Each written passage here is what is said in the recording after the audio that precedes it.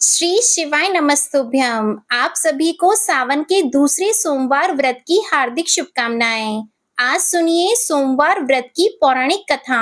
बहुत समय पहले वाशकल नामक गांव में बिंदुक नाम का एक ब्राह्मण रहता था। वह अधर्मी, दुरात्मा और महापापी था। उसकी स्त्री बहुत सुंदर थी। उसका नाम चंचुला था। वह सदा उत्तम धर्म का पालन करती थी, परंतु बिंदुक वैश्यागामी था।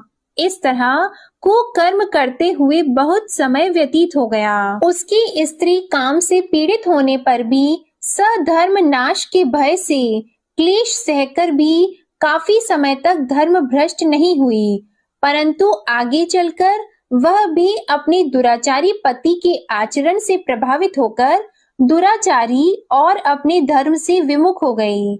इस तरह दुराचार में डूबे हुए उन पति पत्नी का बहुत सा समय व्यर्थ बीत गया। वैश्यागामी दूषित बुद्धि वाला वह दुष्ट ब्राह्मण बिंदुक समय अनुसार मृत्यु को प्राप्त होकर नरक में चला गया। बहुत समय तक नरक के दुखों को भोगकर वह मूढ़ बुद्धि पापी विंध्य पर्वत पर भयंकर पिशाच हुआ।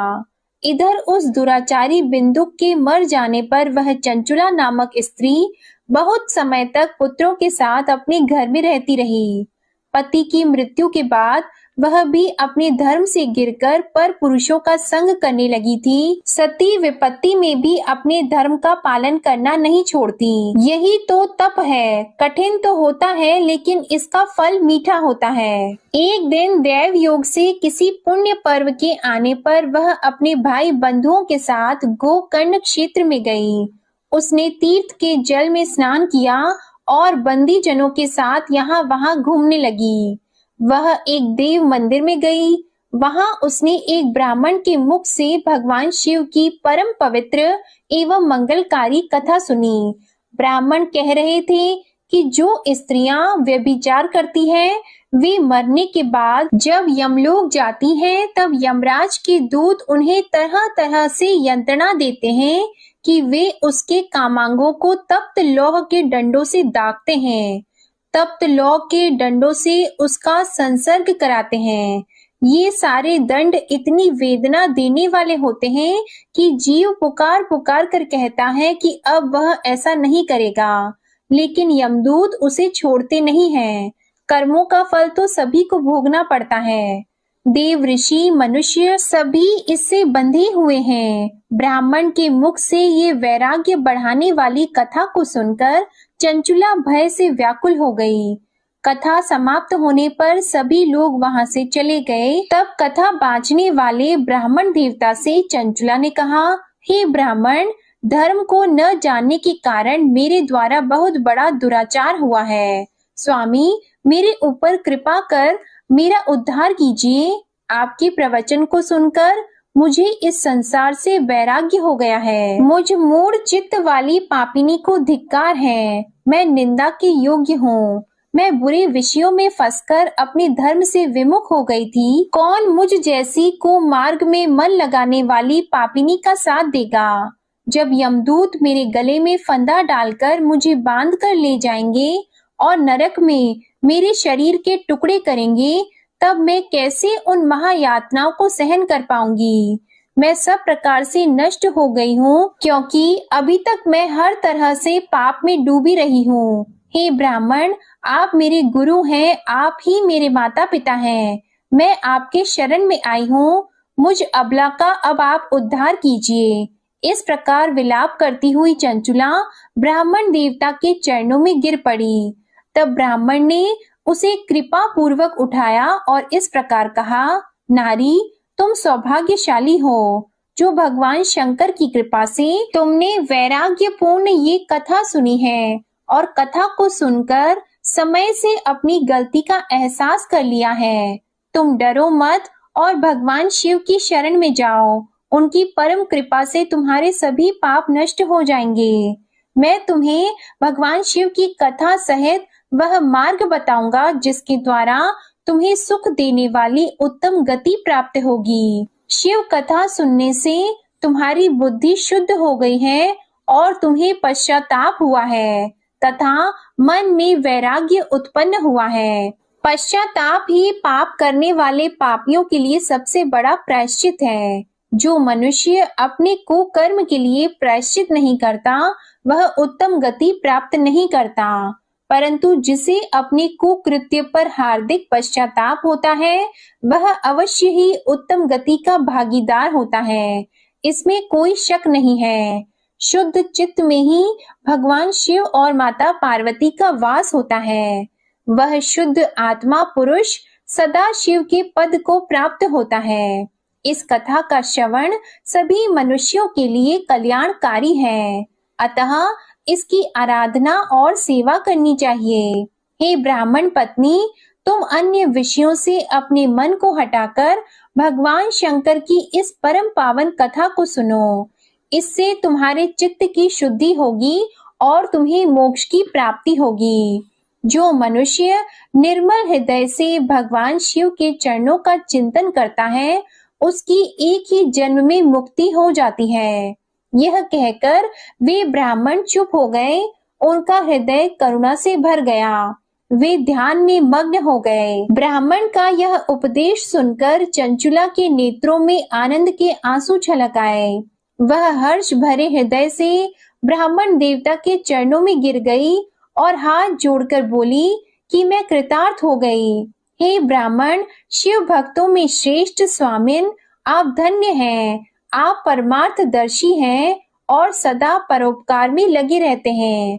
साधो, मैं नरक के समुद्र में गिर रही हूँ। कृपा करके मेरा उद्धार कीजिए। जिस पौराणिक और अमृत के समान कथा की बात आपने की है, उसे सुनकर ही मेरे मन में वैराग्य उत्पन्न हुआ। उस अमृतमयी कथा को सुनने के लिए मेरे मन में बड़ी श्रद्धा हो रही है।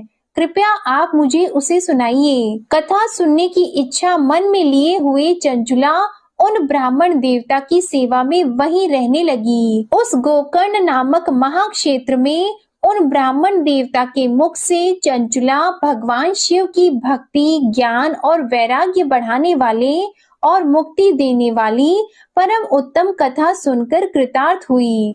उसका चित्त शुद्ध हो गया। वह अपने हृदय में शिव के सगुण रूप का चिंतन करने लगी। वह सदैव शिव सच्चिदानंदमय स्वरूप का स्मरण करती थी। इसके बाद अपना समय पूर्ण होने पर चंचुला ने बिना किसी कष्ट के अपना शरीर त्याग दिया। उसे लेने के लिए एक दिव्य विमान वहां पहुंचा। ये विमान शोभा साधनों से सजा था और शिव गणों से सुशोभित था। चंचुला विमान से शिवपुरी पहुंची। उसके सारे पाप धुल गए। वह दिव्य रूप धारिणी दिव्यांगना हो गई थी। वह गौरांगी देवी मस्तक पर अर्धचंद्र का मुकुट और अन्य दिव्य आभूषण पहने शिवपुरी में पहुंची। वहां उसने सनातन देवता त्रिनेत्रधारी महादेव शिव को देखा। सभी देवता उनकी सेवा में भक्ति भाव से उपस्थित थे। उनकी अंग कांति करोड़ों सूर्यों के समान प्रकाशित हो रही थी। 5 मुख और हर मुख में 3-3 नेत्र थे। मस्तक पर अर्धचंद्र आकार मुकुट शोभायमान हो रहा था। कंठ में नील चिन्ह, उनके साथ में देवी गौरी विराजमान थी, जो विद्युत पुंज के समान प्रकाशित हो रही थी। महादेव जी की कांति कपूर के समान गौर थी। उनके शरीर पर श्वेत वस्त्र थे तथा शरीर श्वेत भस्म से युक्त था। इस प्रकार भगवान शिव के परम उज्जवल रूप के दर्शन कर चंचुला बहुत प्रसन्न हुई। उसने भगवान को बारंबार प्रणाम किया और हाथ जोड़कर प्रेम, आनंद और संतोष से युक्त होकर विनीत भाव से खड़ी हो गई। उसके नेत्रों से आनंद के आंसुओं की धारा बहने लगी। भगवान शंकर और भगवती गौरी उमा ने करुणा के साथ सौम्य दृष्टि से देखकर चंचुला को अपने पास बुलाया। गौरी उमा ने उसे प्रेम पूर्वक अपनी सखी बना लिया। चंचुला सुख पूर्वक भगवान शिव के धाम में उमा देवी की सखी के रूप में निवास करने लगी। एक दिन चंचुला आनंद में मग्न उमा देवी के पास गई और दोनों हाथ जोड़कर उनकी इस स्तुति को करने लगी। हे गिरिराज नंदिनी, स्कंद माता उमा आप सभी मनुष्यों एवं देवताओं द्वारा पूजित तथा समस्त सुखों को देने वाली हैं। आप शंभु प्रिया हैं, आप ही सगुणा और निर्गुणा हैं। हे सच्चिदानंद स्वरूपा, आप ही प्रकृति की पोषक हैं। हे माता, आप ही संसार की सृष्टि पालन और संहार करने वाली हैं। इस प्रकार सद्गति प्राप्त चंचुला देवी की स्तुति कर शांत हो गई। उसकी आंखों में प्रेम के आंसू उमड़ आए। तब शंकर प्रिया भक्त वत्सला उमा देवी ने बड़े प्रेम से चंचुला को चुप कराते हुए कहा कि सखी चंचुला, मैं तुम्हारी इस स्तुति से प्रसन्न हूँ। बोलो क्या वर मांगती हो। तब चंचुला बोली, हे गिरिराज कुमारी, मेरे पति बिंदुक इस समय कहाँ हैं? उनकी स्थिति कैसी है मुझे बताइए और कुछ उपाय कीजिए ताकि हम फिर से मिल सकें। हे महादेवी, मेरे पति एक शूद्र जाति वैश्या के प्रति आसक्त थे और पाप में ही डूबे रहते थे। गिरिजा बोली, बेटी, तुम्हारा पति बिंदुक पापी था। उसका अंत बड़ा भयानक हुआ।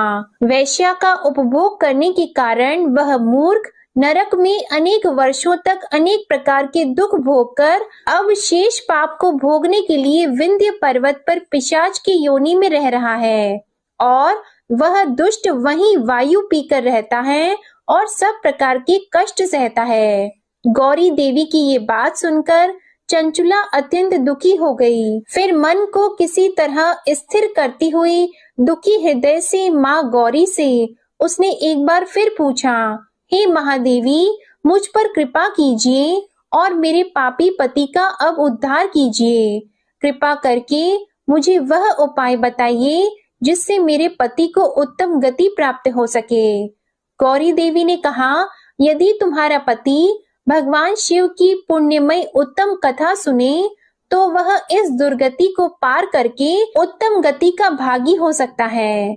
अमृत के समान मधुर गौरी देवी के ये वचन सुनकर चंचुला ने दोनों हाथ जोड़कर मस्तक झुकाकर उन्हें बार बार प्रणाम किया और प्रार्थना की कि मेरे पति को भगवान शिव की कथा सुनाने की व्यवस्था कीजिए। ब्राह्मण पत्नी चंचुला के बार बार प्रार्थना करने पर शिव प्रिया गौरी देवी ने भगवान शिव की महिमा का गान करने वाले गंधर्व राज तुमरु को बुलाकर कहा, तुमरु, तुम्हारी भगवान शिव में प्रीति है। तुम मेरे मन की सभी बातें जानकर मेरे कार्यों को सिद्ध करते हो तो मेरी इस सखी के साथ विंध्य पर्वत पर जाओ। वहां एक महाघोर और भयंकर पिशाच रहता है। पूर्व जन्म में वह पिशाच बिंदुक नामक ब्राह्मण मेरी इस सखी चंचुला का पति था। वह वैश्यागामी हो गया था। वह स्नान संध्या आदि नित्य कर्म छोड़कर अपवित्र रहने लगा। क्रोध के कारण उसकी बुद्धि भ्रष्ट हो गई थी। दुर्जनों से उसकी मित्रता तथा सज्जनों से द्वेष बढ़ गया था। वह अस्त्र शस्त्र से हिंसा करता, लोगों को सताता और उनके घरों में आग लगा देता था। चांडालों से दोस्ती करता और वह रोज वैश्या के पास जाता था। पत्नी को त्याग कर दुष्ट लोगों से दोस्ती कर उन्हीं के संपर्क में रहता था। वह मृत्यु तक दुराचार में फंसा रहा। मृत्यु के बाद उसे पापियों के भोग स्थान यमपुरी में ले गए। वहां घोर नरकों को सहकर इस समय वह विंध्य पर्वत पर पिशाच बनकर रह रहा है और पापों का फल भोग रहा है।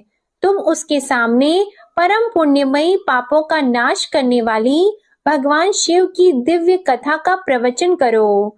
इस कथा के सुनने से उसका हृदय सभी पापों से मुक्त होकर शुद्ध हो जाएगा और वह प्रेत योनि से मुक्त हो जाएगा। दुर्गति मुक्त होने पर उस बिंदुक नामक पिशाच को तुम विमान पर बिठाकर भगवान शिव के पास ले आना। माँ उमा का आदेश पाकर गंधर्व राज तुमरु प्रसन्नता पूर्वक अपने भाग्य की सराहना करते हुए चंचुला को साथ लेकर विमान से पिशाच के निवास स्थान विंध्य पर्वत पर गया। वहां पहुंचकर उसने विशाल आकृति वाले पिशाच को देखा। उसका शरीर विशाल था, उसकी ठोड़ी बड़ी थी, वह कभी हंसता, कभी रोता, कभी उछलता था। महाबली तुमरू ने बिंदुक नामक पिशाच को पाशों से बांध लिया। उसके पश्चात तुमरू ने कथा बांचने के लिए स्थान तलाश कर मंडप की रचना की।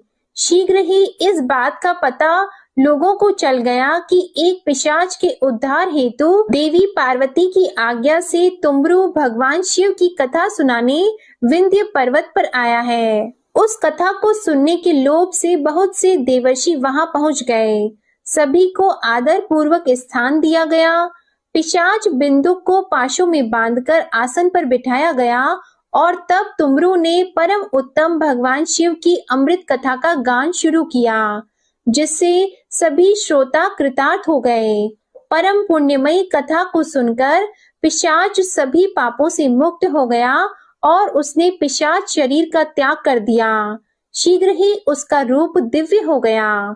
उसका शरीर गौर वर्ण का हो गया। शरीर पर श्वेत वस्त्र एवं पुरुषों के आभूषण आ गए। इस प्रकार दिव्य देहधारी होकर बिंदुक अपनी पत्नी चंचुला के साथ स्वयं भी भगवान शिव का गुणगान करने लगा। उसे दिव्य रूप में देखकर सभी को बहुत आश्चर्य हुआ। उसका मन परम आनंद से परिपूर्ण हो गया। सभी भगवान महेश्वर के अद्भुत चरित्र को सुनकर कृतार्थ होकर उनका यशोगान करते हुए अपने अपने धाम को चले गए। बिंदुक अपनी पत्नी चंचुला के साथ विमान में बैठकर शिवपुरी की ओर चल दिया। महेश्वर के गुणों का गान करता हुआ बिंदुक अपनी पत्नी चंचुला और तुमरू के साथ शीघ्र ही शिव धाम पहुंच गया। भगवान शिव देवी पार्वती ने उसे अपना पार्षद बना लिया। दोनों पति पत्नी सुखपूर्वक भगवान महेश्वर एवं देवी गौरी के श्री चरणों में अविचल निवास पाकर धन्य हो गए। बोलिए उमा महेश्वर भगवान की जय। अब सुनिए भगवान शंकर की दूसरी कथा। एक धनवान साहूकार था, जिसके घर किसी प्रकार की कोई कमी नहीं थी, परंतु उसको एक दुख था। उसका कोई पुत्र नहीं था। वह इसी चिंता में दिन और रात रहता था और वह पुत्र की कामना से हर सोमवार को शिवजी का व्रत और पूजन किया करता था। सायंकाल को मंदिर में जाकर शिवजी का दीपक जलाता था। उसके भक्ति भाव को देखकर एक समय श्री पार्वती जी ने भगवान शिवजी महाराज से कहा कि वह साहूकार आपका अनंत भक्त है और सदैव आपका व्रत और पूजन बड़ी श्रद्धा से करता है। इसकी मनोकामना आप पूर्ण कीजिए। तब भगवान शिव ने कहा कि हे पार्वती, यह संसार कर्म क्षेत्र है। जैसी किसान खेत में जैसा बीज बोता है वैसा ही फल काटता है, उसी तरह से इस संसार में जैसा कर्म करते हैं वैसा ही फल मिलता है।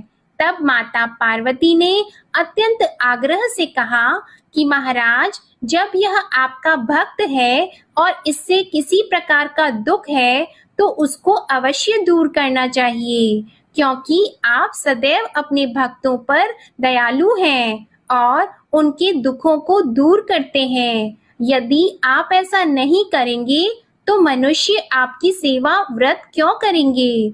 माता पार्वती जी के आग्रह को देखकर भगवान भोलेनाथ कहने लगे कि हे पार्वती, इसके कोई पुत्र नहीं है, इसी चिंता से यह दुखी रहता है।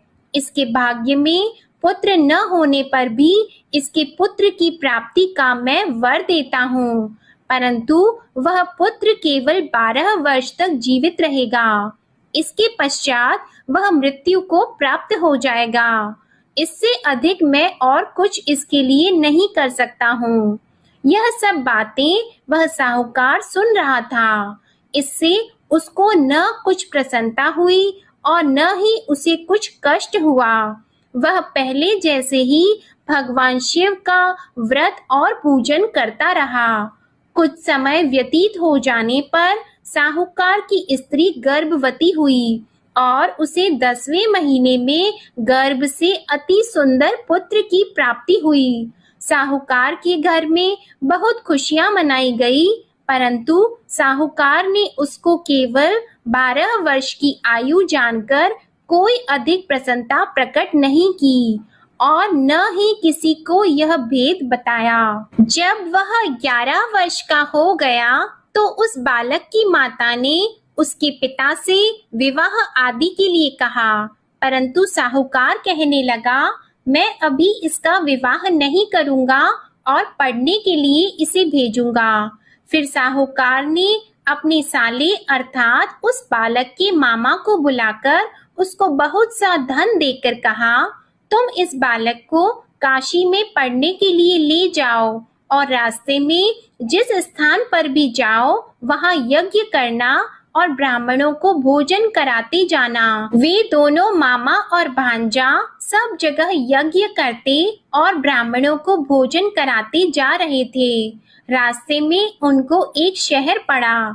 उस शहर के राजा की कन्या का विवाह था और दूसरे राजा का लड़का जो विवाह कराने के लिए बारात लेकर आया था, वह एक आंख से काना था। उसके पिता को इस बात की बड़ी चिंता थी कि कहीं वर को देखकर कन्या के माता पिता विवाह में किसी प्रकार की अड़चन पैदा न कर दें। इस कारण जब उसने अति सुंदर सेठ के लड़के को देखा तो उसने मन में विचार किया कि क्यों न दरवाजे के समय इस लड़के से वर का काम चलाया जाए।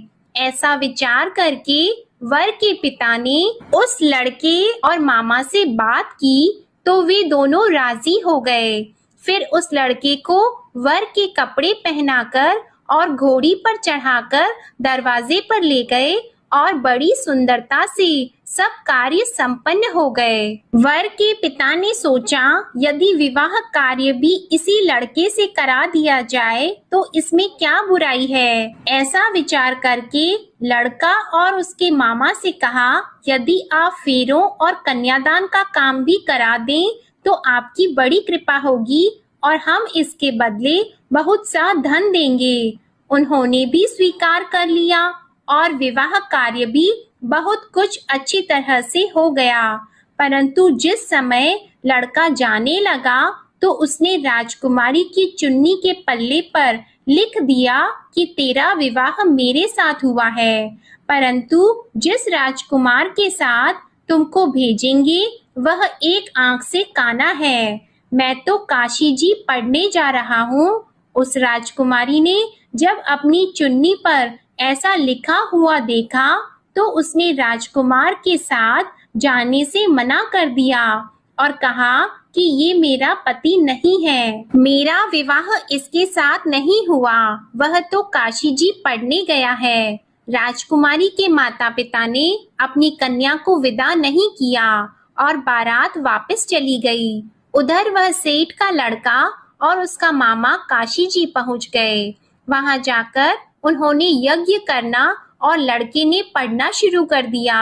जब लड़के की आयु 12 साल की हो गई तब एक दिन उन्होंने यज्ञ रचा रखा था कि लड़के ने अपने मामा से कहा कि आज तो मेरी तबीयत ठीक नहीं है। मामा ने कहा, अंदर जाकर सो जाओ। जब लड़का अंदर जाकर सो गया और थोड़ी देर में उसके प्राण निकल गए। जब उसके मामा ने आकर देखा कि वह तो मुर्दा पड़ा है तो उनको बहुत दुख हुआ और उन्होंने सोचा कि मैं अभी रोना पीटना मचा दूंगा तो यज्ञ का कार्य अधूरा रह जाएगा।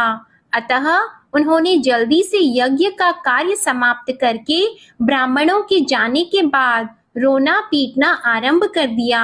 संयोगवश उसी समय शिवजी और पार्वती जी उधर से जा रहे थे। पार्वती जी कहने लगी, हे महादेव, कोई दुखियारा रो रहा है, इसके कष्टों को आप दूर करो। तब भगवान शिव बोले, इसकी आयु इतनी ही थी सो ये भोग चुका है। माता पार्वती ने कहा कि महाराज कृपा करके इस बालक को और आयु दे दो, नहीं तो इसके माता पिता तड़प तड़प कर मर जाएंगे। पार्वती जी के इस प्रकार बार बार आग्रह करने पर भगवान शिव जी ने उसे जीवन दान दे दिया और शिव जी की कृपा से लड़का जीवित हो गया। शिव जी और पार्वती जी कैलाश पर्वत पर चले गए।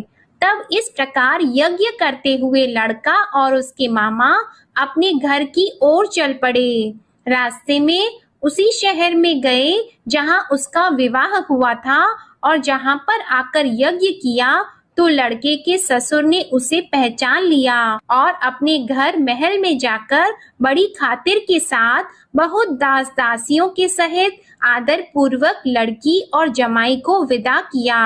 जब वह अपने शहर के निकट आए तो मामा ने कहा, मैं पहले तुम्हारे घर जाकर सबको खबर करता हूँ। उस समय लड़के के माता पिता अपने घर की छत पर बैठे हुए थे और उन्होंने यह प्रण कर रखा था कि यदि हमारा पुत्र सकुशल घर आएगा तो राजी खुशी नीचे उतरकर आ जाएंगे, नहीं तो छत से गिरकर अपने प्राण खो देंगे। इतने में उस लड़के के मामा ने जाकर यह समाचार दिया कि आपका पुत्र आ गया है, परंतु उनको विश्वास नहीं हुआ। तब उसके मामा ने शपथ पूर्वक कहा कि आपका पुत्र अपनी स्त्री के साथ बहुत सारा धन लेकर आया है। तो सेठ ने आनंद के साथ उसका स्वागत किया और बड़ी प्रसन्नता से रहने लगे। इस प्रकार जो भी व्यक्ति सोमवार का व्रत करता है अथवा इस कथा को पढ़ता है या सुनता है, भगवान भोलेनाथ उसके सभी दुखों को दूर करके उसकी समस्त मनोकामनाओं को पूर्ण करते हैं। बड़ी ही श्रद्धा और भक्ति के साथ अब आप सुनिए सोमवार की दूसरी कथा। एक बार की बात है, माता पार्वती शिवजी को पति के रूप में प्राप्त करने के लिए घोर तप कर रही थी। उनके तप को देखकर देवताओं ने शिवजी से देवी की मनोकामना को पूर्ण करने की प्रार्थना की। शिवजी ने पार्वती जी की परीक्षा लेने के लिए सप्त ऋषियों को भेजा। सप्त ऋषियों ने शिवजी के सैकड़ों अवगुण गिनाए, पर पार्वती जी को महादेव जी के अलावा किसी और से विवाह मंजूर नहीं था। तब शंकर जी ने स्वयं पार्वती जी की परीक्षा लेने की ठानी। तब भगवान शंकर स्वयं प्रकट हुए और पार्वती जी को वरदान देकर अंतर ध्यान हुए। इतने में पार्वती माता जहाँ तप कर रही थी वहीं पास में तालाब में मगरमच्छ ने एक लड़के को पकड़ लिया। लड़का जान बचाने के लिए चिल्लाने लगा। तब पार्वती जी से उस बच्चे की चीख सुनी नहीं गई। द्रवित हृदय होकर वे तालाब पर पहुंची। वहां देखा कि मगरमच्छ लड़के को तालाब के अंदर खींचकर ले जा रहा है। लड़के ने देवी को देखकर कहा कि मेरी माता पिता और भाई बंधु कोई नहीं है, आप मेरी रक्षा करें। तो पार्वती जी ने कहा कि मगरमच्छ इस लड़के को छोड़ दो। मगरमच्छ बोला, दिन के छठे पैर में जो मुझे मिलता है उसे मैं अपना आहार समझकर स्वीकार कर लेता हूँ, यह मेरा नियम है। ब्रह्मदेव ने दिन के छठे पहर में इस लड़के को भेजा है तो मैं इसे क्यों छोड़ूं? पार्वती जी ने विनती की कि तुम इसे छोड़ दो, बदले में तुम्हें जो चाहिए वह मुझसे कहो। तो मगरमच्छ बोला, एक ही शर्त पर मैं इसे छोड़ूंगा। आपने तप करके महादेव जी से जो वरदान लिया है, यदि उस तप का फल मुझे दे दो तो मैं इसे छोड़ दूंगा। पार्वती जी तुरंत तैयार हो गईं। उन्होंने कहा, मैं अपने तप का फल तुम्हें देने को तैयार हूँ, लेकिन तुम इस बालक को छोड़ दो। मगरमच्छ ने समझाया, सोच लो देवी, जोश में आकर संकल्प मत करो। हजारों वर्षों तक जैसा तप किया है वैसा देवताओं के लिए भी संभव नहीं है। उसका सारा फल इस बालक के प्राणों के बदले चला जाएगा। पार्वती जी ने कहा, मेरा निश्चय पक्का है, मैं तुम्हें अपने तप का फल देती हूँ, तुम इसको जीवन दे दो। मगरमच्छ ने पार्वती जी से तप दान करने का संकल्प करवाया। तप का दान होते ही मगरमच्छ का देह तेजी से चमकने लगा और वह बोला, हे पार्वती, ये देखो, तप के प्रभाव से मैं तेजस्वी बन गया हूँ। तुमने जीवन भर की पूंजी एक बच्चे के लिए व्यर्थ कर दी। चाहे तो अपनी भूल सुधारने का एक मौका और दे सकता हूँ। तब पार्वती जी ने कहा, हे ग्राह, तब तो मैं पुनः कर सकती हूँ, किंतु यदि तुम इस लड़के को निगल जाते तो इसका जीवन वापस नहीं मिल सकता था। देखते ही देखते वह लड़का अदृश्य हो गया और मगरमच्छ भी लुप्त हो गया। पार्वती जी ने विचार किया, मैंने तप तो दान कर दिया है, अब पुनः से तप आरंभ करूंगी। पार्वती जी ने फिर से तप करने का संकल्प किया। भगवान सदाशिव फिर से प्रकट होकर बोले, हे पार्वती, भला अब क्यों तप कर रही हो? तब पार्वती जी ने कहा, प्रभु, मैंने अपने तप का फल दान कर दिया है। आपको पति रूप में पाने के संकल्प के लिए मैं फिर से वैसा ही घोर तप करके आपको प्रसन्न करूंगी। तो महादेव जी बोले, मगरमच्छ और लड़के दोनों रूपों में मैं ही था। तुम्हारा चित्त प्राणी मात्र में अपने सुख दुख का अनुभव करता है या नहीं, इसकी परीक्षा लेने के लिए मैंने ही यह लीला रची थी। अनेक रूपों में दिखने वाला मैं एक ही हूँ। मैं अनेक शरीरों से अलग निर्विकार हूँ। तुमने अपना तप मुझे ही दिया है, इसलिए अब और तप करने की कोई आवश्यकता नहीं है। देवी ने महादेव जी को प्रणाम कर प्रसन्न मन से विदा किया। प्रेम से बोलिए भगवान शंकर और माता पार्वती की जय। अब आप सुनिए तीसरी कथा। एक बार नारद जी ने भोलेनाथ जी की स्तुति करके पूछा कि प्रभु, आपको प्रसन्न करने के लिए सबसे उत्तम और सुलभ साधन क्या है? हे त्रिलोकीनाथ, आप तो निर्विकार और निष्काम हैं। आप सहज ही प्रसन्न हो जाते हैं। फिर भी मेरे जानने की इच्छा है कि आपको क्या प्रिय है। तब शिव जी बोले, नारद जी, वैसे तो मुझे भक्त के भाव सबसे प्रिय हैं, फिर भी आपने पूछा है तो मैं बताता हूँ। मुझे जल के साथ साथ बिल्व पत्र बहुत प्रिय हैं। जो अखंड बिल्व पत्र मुझे श्रद्धा से अर्पित करते हैं, मैं उन्हें अपने लोक में स्थान देता हूँ। नारद जी भगवान शंकर और माता पार्वती की वंदना करके अपने लोक को चले गए। उनके जाने के पश्चात पार्वती जी ने शिव जी से पूछा कि हे प्रभु, मेरी ये जानने की बड़ी तीव्र इच्छा हो रही है कि आपको बेलपत्र इतने प्रिय क्यों हैं? कृपा करके मेरी जिज्ञासा को शांत कीजिए। तब शिव जी बोले, हे शिवे, बिल्व के पत्ते मेरी जटा के समान हैं। उसका त्रिपत्र यानी 3 पत्ते ऋग्वेद, यजुर्वेद और सामवेद हैं। शाखाएं समस्त शास्त्र का स्वरूप हैं। बिल्व वृक्ष को आप पृथ्वी का कल्प वृक्ष समझें, जो ब्रह्मा, विष्णु और शिव स्वरूप हैं। हे पार्वती, स्वयं महालक्ष्मी जी ने शैल पर्वत पर बिल्व वृक्ष रूप में जन्म लिया था। इस कारण भी बेल का वृक्ष मेरे लिए अति प्रिय है। महालक्ष्मी जी ने बिल्व का रूप धरा, ये सुनकर पार्वती जी कौतूहल में पड़ गईं और पार्वती जी कौतूहल से उपजी जिज्ञासा को रोक न पाईं। उन्होंने पूछा, देवी लक्ष्मी ने आखिर बिल्व वृक्ष का रूप क्यों लिया? आप ये कथा विस्तार से कहें। तब भोलेनाथ ने देवी पार्वती जी को कथा सुनाना आरंभ किया। हे देवी, सतयुग में ज्योति रूप में मेरे अंश का रामेश्वर लिंग था। ब्रह्मा आदि देवों ने उसका विधिवत पूजन अर्चन किया था। इसका परिणाम ये हुआ कि मेरे अनुग्रह से वाणी देवी सबकी प्रिय हो गई। वे भगवान विष्णु को सतत प्रिय हो गई।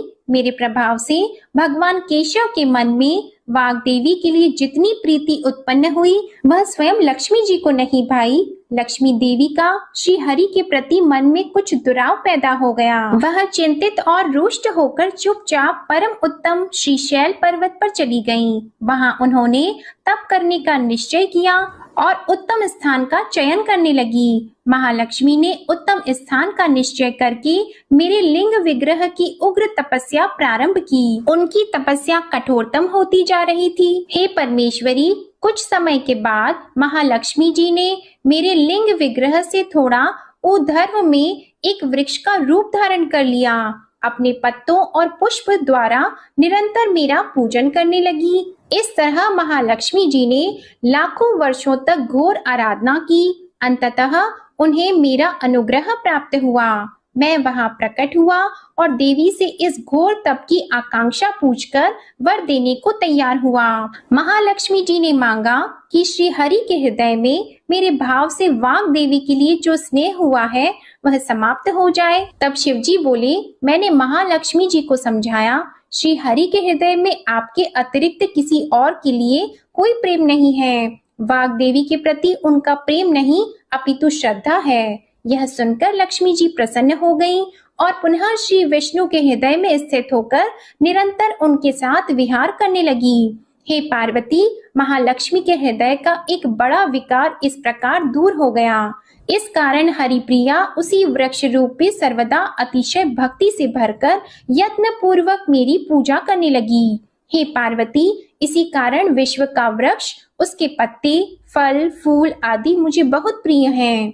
मैं निर्जन स्थान में बिल्व वृक्ष का आश्रय लेकर रहता हूँ। बेल वृक्ष को सदा सर्व तीर्थ में एवं सर्व देवमय मानना चाहिए। बिल्व पत्र, बिल्व फूल, बिल्व वृक्ष अथवा बिल्व काष्ठ के चंदन से जो मेरा पूजन करता है वह भक्त मेरा अति प्रिय है।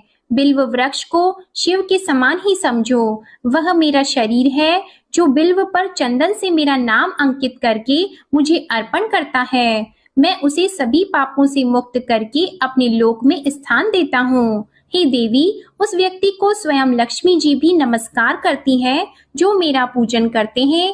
जो बिल्व मूल में प्राण छोड़ता है उसको रुद्र देह प्राप्त होता है और ऐसे मनुष्य पर सदैव ही माता लक्ष्मी की कृपा रहती है और साथ ही साथ भगवान नारायण की कृपा भी उन पर सदैव बनी रहती है। प्रेम से बोलिए भगवान शिव और माता पार्वती की जय। अब सुनिए गणेश भगवान की कथा। एक साहूकार था। उसके घर रोज एक ब्राह्मणी रोटी लेने के लिए घर आती थी।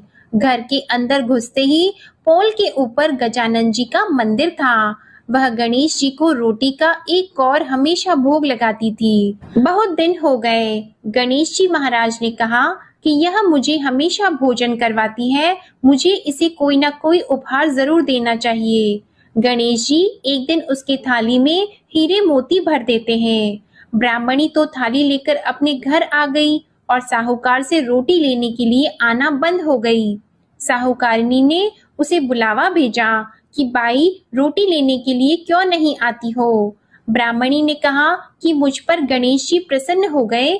बहुत वर्ष तक रोटी लेने के लिए आ गई लेकिन अब नहीं आऊंगी। साहूकारनी मन में बहुत नाराज हुई और गणेश जी से कहा कि आप ब्राह्मणी के ऊपर प्रसन्न हुए परंतु मुझ पर प्रसन्न नहीं हुए।